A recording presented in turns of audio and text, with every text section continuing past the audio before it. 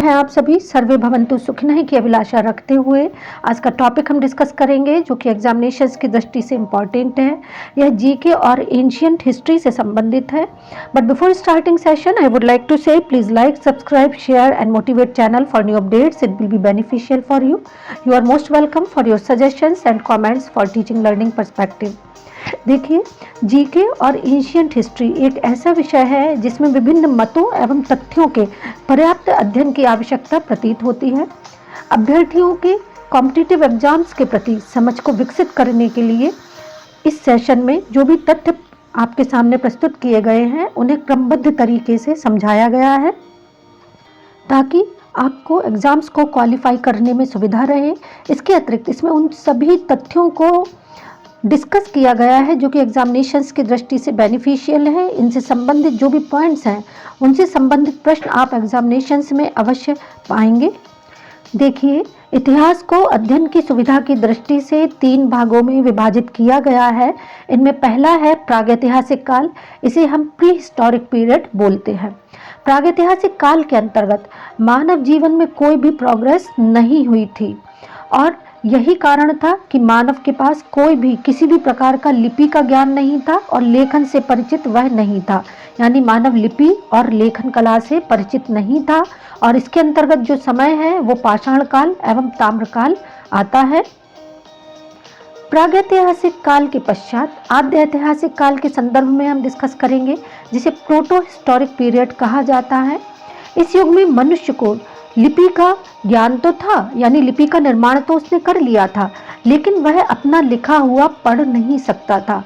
इसका मतलब ये हुआ कि वह लिख लेता था, कुछ स्पष्ट कलाकृतियां बना लेता था, लेकिन उनका अर्थ नहीं गढ़ सकता था. लिपि के बारे में उसे नॉलेज थी लेकिन अपने लिखे हुए का वह अर्थ नहीं निकाल सकता था और यही कारण है कि उसका लिखा हुआ पढ़ा नहीं जा सकता था. और इसको हम क्या कहते हैं? इसको हम आद्य ऐतिहासिक काल कहते हैं. इसके अंतर्गत हड़प्पा सभ्यता और सिंधु घाटी सभ्यता प्रमुख है. स्टेप बाय स्टेप जो मानव है वह प्रोग्रेस कर रहा था और इसी क्रम में ऐतिहासिक काल यानी हिस्टोरिक पीरियड के बारे में हम डिस्कस करेंगे. ऐतिहासिक काल की ये विशेषता थी कि मानव को लिपि का ज्ञान भी हो चुका था तथा वह लिपि को पढ़ना भी जानता था. यहाँ पर यह बात ध्यान देने योग्य है कि जो ऐतिहासिक काल है, ऐतिहासिक काल को अध्ययन की सुविधा की दृष्टि से 3 भागों में विभाजित किया गया है. इसमें आपका एंशियंट इंडिया यानी प्राचीन भारत, मेडिवियल इंडिया यानी मध्यकालीन भारत तथा मॉडर्न इंडिया यानी आधुनिक भारत का अध्ययन किया जाता है. तो ऐतिहासिक काल के बारे में जैसा कि हमने अभी आपको बताया कि मानव को लिपि का ज्ञान हो चुका था तथा वह अपने लिखे हुए को पढ़ना भी जानता था. ये इसकी प्रमुख विशेषता थी. तो आज हम जिसके बारे में अध्ययन करेंगे वह पाषाण काल से संबंधित है और सैंधव सभ्यता से संबंधित है जो कि आपके एग्जामिनेशंस की दृष्टि से बेनिफिशियल है. यदि आप तथ्यों को ध्यानपूर्वक पढ़ेंगे और सुनेंगे तथा समझेंगे तो निश्चित ही आप एग्जामिनेशंस को क्वालिफाई कर सकते हैं या इससे संबंधित जो फैक्ट्स हैं उनको आप एग्जामिनेशंस में अवश्य पाएंगे. यहाँ पर एक बात ध्यान देने योग्य ये भी है कि पाषाण काल को 3 भागों में विभाजित किया गया है. पुरा पाषाण काल, मध्य पाषाण काल तथा नव पाषाण काल.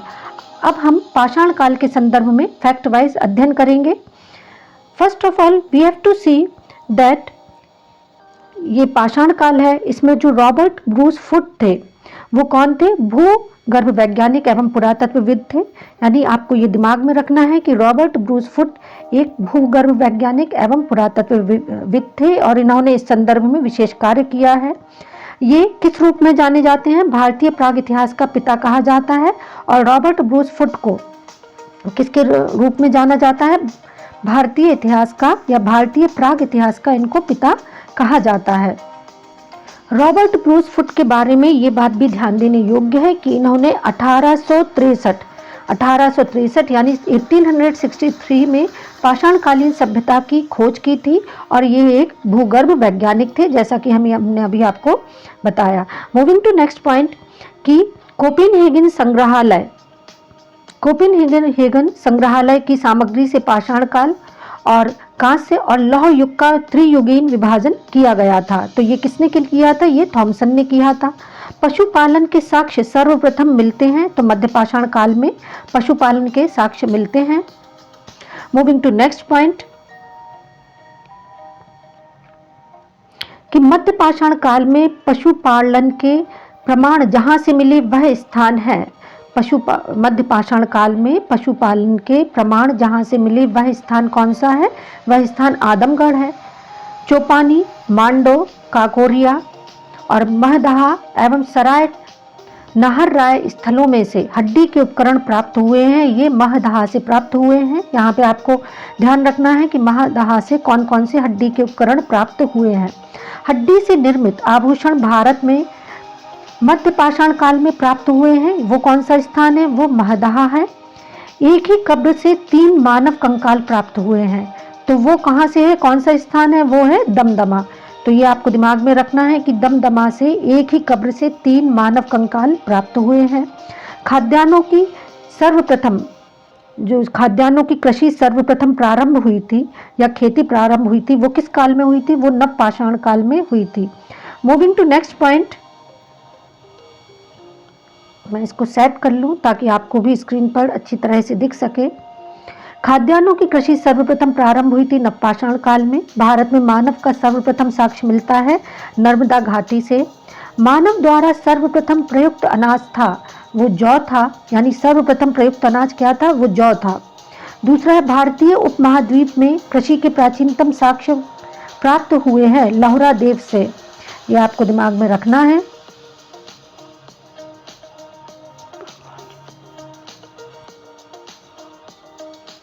पुरापाषाण युग, नवपाषाण युग, ताम्रपाषाण युग तथा लौह युग में से चालकोलिथिक युग भी कहा जाता है। इसको ताम्रपाषाण युग से संबंधित है ये।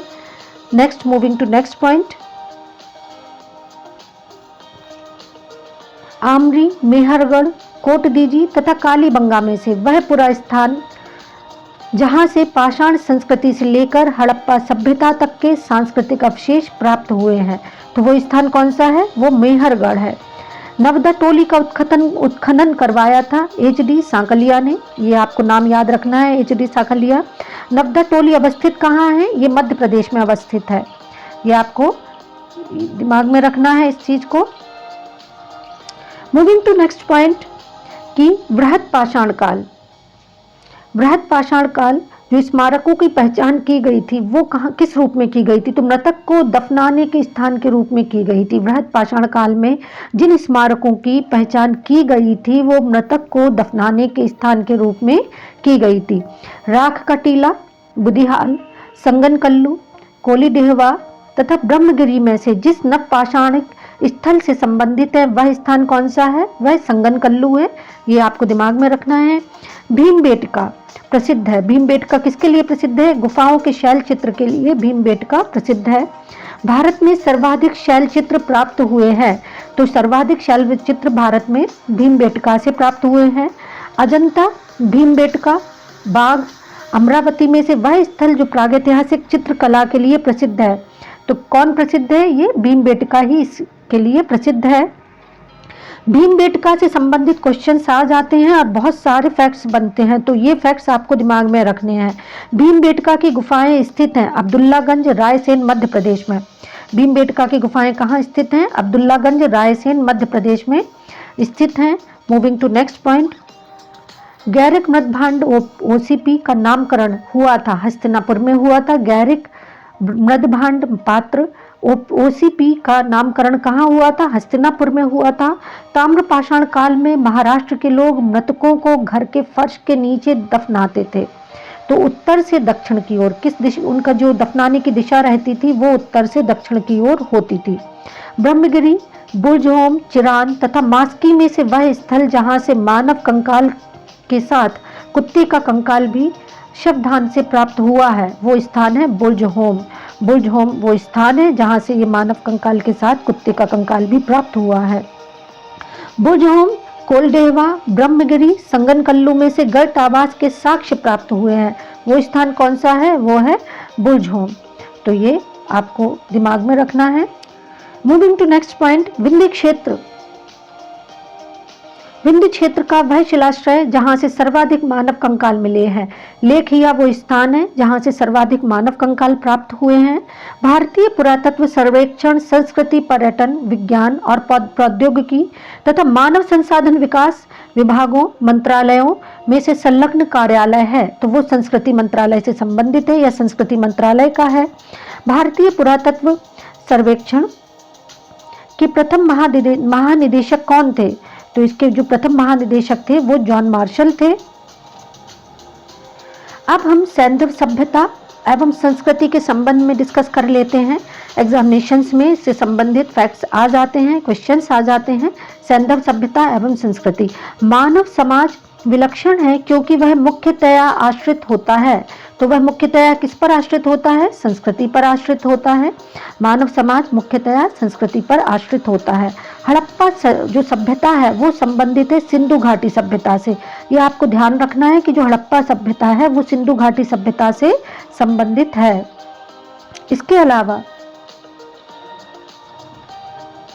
एक्चुअली जो हड़प्पा सभ्यता है उसको ही सिंधु घाटी सभ्यता कहा जाता है और इसका जो सही नाम है वो हड़प्पा सभ्यता ही है। आप इसे ऐसे भी कह सकते हैं कि सिंधु घाटी सभ्यता को ही हड़प्पा सभ्यता के नाम से जाना जाता है और इसका जो सही नाम है वह हड़प्पा सभ्यता है। यदि 4 ऑप्शंस दे दिए जाए कि सिंधु घाटी सभ्यता को किस नाम से कहना अधिक समीचीन होगा या उचित होगा, तो आपके लिए जो सही उत्तर है वो है हड़प्पा सभ्यता। ये आपका सबसे सही और करेक्ट आंसर है। ठीक है। अच्छा, moving to next point. Sindhu घाटी सभ्यता संबंधित है आद्य ऐतिहासिक युग से। This is absolutely right answer. Apart from this, let us see that what is the next one. Sindhu घाटी सभ्यता गैर आर्य थी क्योंकि वह एक नगरीय सभ्यता थी। सिंधु घाटी सभ्यता को शहरी सभ्यता भी कहा जाता है। पहली शहरी सभ्यता के रूप में सिंधु घाटी सभ्यता को जाना जाता है। तो ये आपको दिमाग में रखना है कि सिंधु घाटी सभ्यता पहली शहरी सभ्यता थी और यही कारण है कि इसको नगरीय सभ्यता भी कहा जाता है। Moving to next point. Sindhu घाटी सभ्यता को आर्यों से पूर्व की ओर रखे जाने का एक महत्वपूर्ण कारक है मृदभांड। Moving to next point. आप इनको पढ़ते भी चलें, इनके स्क्रीनशॉट भी ले लें, that will be beneficial for you. Sindhu घाटी संस्कृति वैदिक सभ्यता से भिन्न थी। सिंधु घाटी जो संस्कृति है वो वैदिक सभ्यता से भिन्न क्यों थी? इसका एक जो पर्याप्त रीजंस है, इसके पास विकसित शहरी जीवन की सुविधाएं थी। एक तो इसका ये कारण है कि ये जो वैदिक सभ्यता से या वैदिक सिविलाइजेशन से इसी कारण से भिन्न थी कि इसके पास विकसित शहरी जीवन की सुविधाएं थी। इसके पास चित्रलेखीय लिपि थी, यानी चित्रों के माध्यम से ये लिपि का ज्ञान रखते थे और उस लिपि के माध्यम से आपस में कम्युनिकेट कर लेते थे। इनके पास लौह और रक्षा शास्त्रों का ज्ञान का अभाव था। अच्छा, हड़प्पा संस्कृति की जानकारी का जो प्रमुख स्रोत है वो पुरातात्विक खुदाई है। पुरातात्विक खुदाई के माध्यम से ही हड़प्पा जो सभ्यता है उसके बारे में जानकारी प्राप्त होती है। हड़प्पा सभ्यता की उत्पत्ति के संदर्भ में सही सुमेलन क्या है?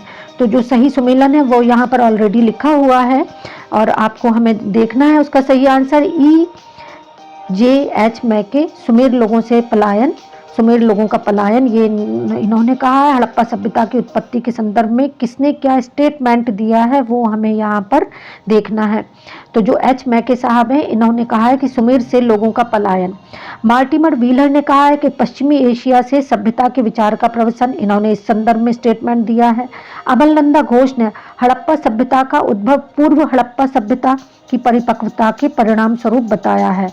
तो ये जो मेन है ये इसके देखिए, यहाँ पर एक बात ध्यान देने योग्य है कि जो मैके साहब ने और मार्टिमर व्हीलर ने यानी E.J.H. मैके ने इसको सुमेरियन सिविलाइजेशन से संबंधित बताया है। इन्होंने पश्चिमी एशिया सिविलाइजेशन से संबंधित बताया है।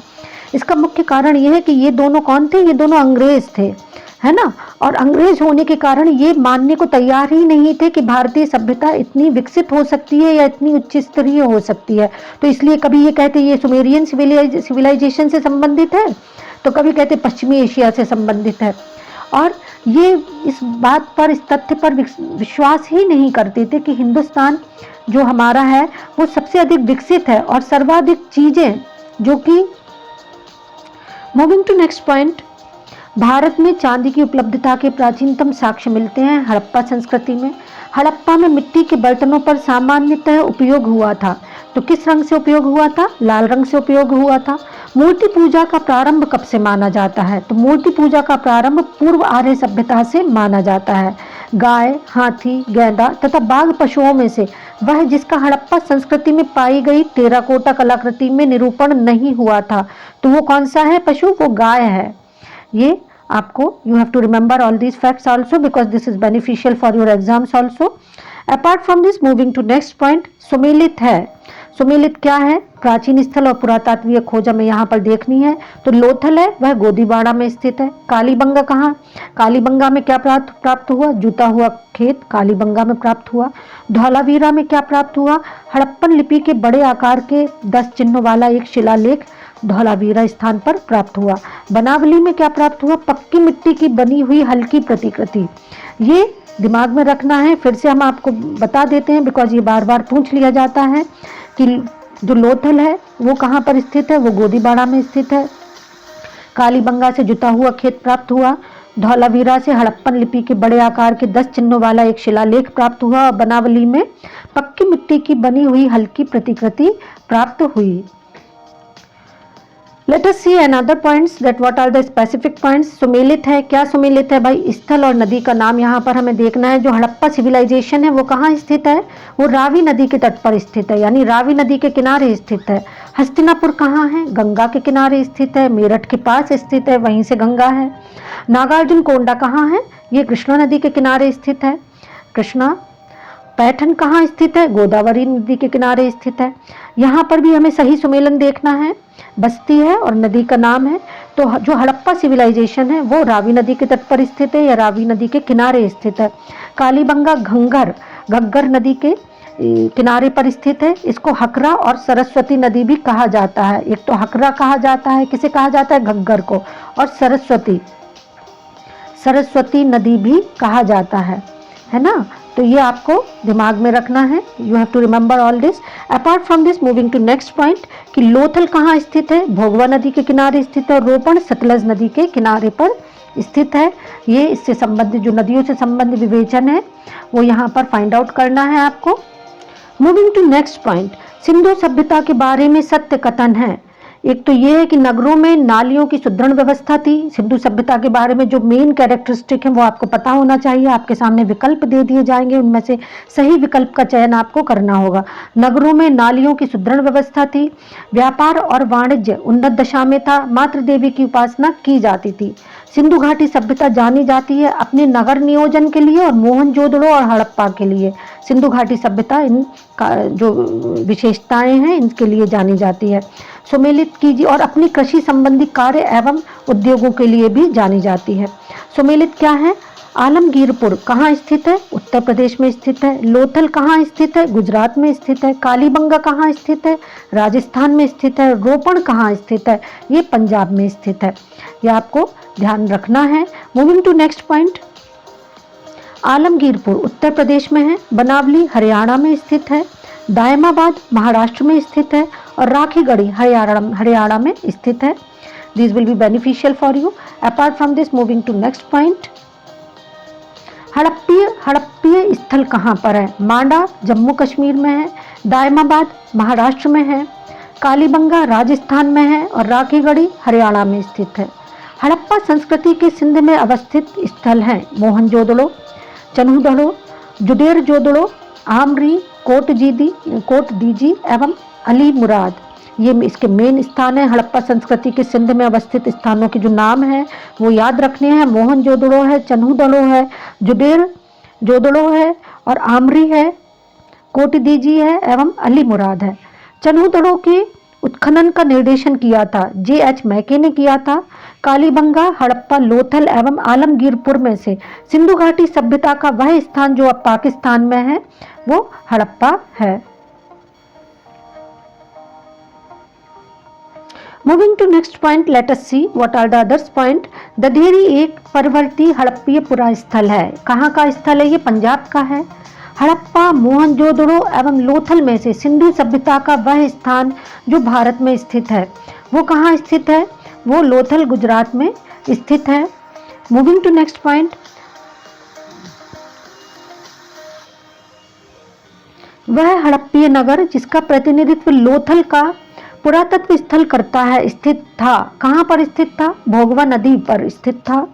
वह हड़प्पीय नगर जिसका प्रतिनिधित्व लोथल का पुरातत्व स्थल करता है वह अवस्थित था भोगवा नदी पर। सिंधु घाटी सभ्यता का पत्तन नगर था, लोथल से संबंधित है।